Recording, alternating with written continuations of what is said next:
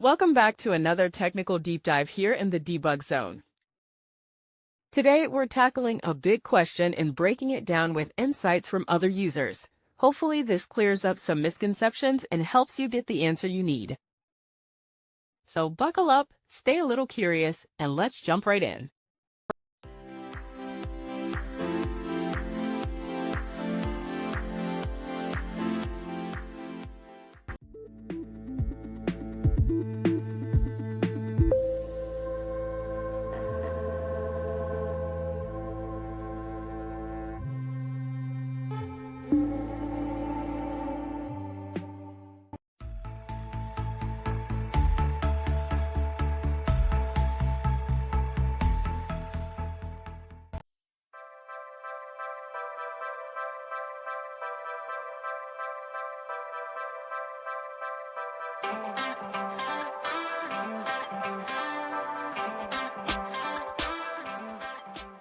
And that's a wrap.